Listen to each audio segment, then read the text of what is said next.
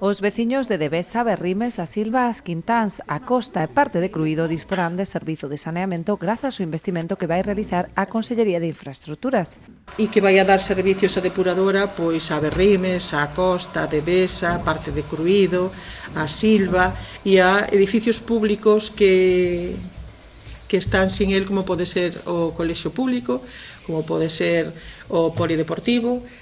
como pode ser a piscina municipal, que están con fosas éticas que pues, é moi difícil que sean capaces de dar un bo servizo a un sitio onde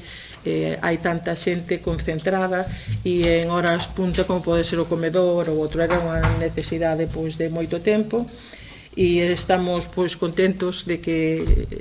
nesta legislatura se leve a cabo a firma do convenio. A actuación consistirá na execución dunha rede de saneamento que conducirá as augas residuais destes núcleos a unha nova depuradora que se construirá na zona do rego de Pesqueira. O importe total da actuación que beneficiará a preto de 400 veciños é dun 1,1 millón de euros, dos cales a Xunta asumirá o 80% e o resto correrá a cargo das arcas municipais. As obras consisten fundamentalmente pois unha nova depuradora co seu pretratamento e tratamento primario de captación,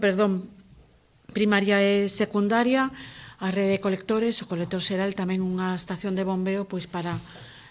completar nesas zonas que se necesita e conducir as augas residuais a esa nova depuradora. O investimento total do convenio que asinamos no día de hoxe é 1,1 millóns de euros, resultado da colaboración entre ambas partes que cofinanciamos. A Xunta de Galicia financia o 80%, é dicir, 887.000 euros, e a Xunta de Galicia tamén contratará e executará as obras,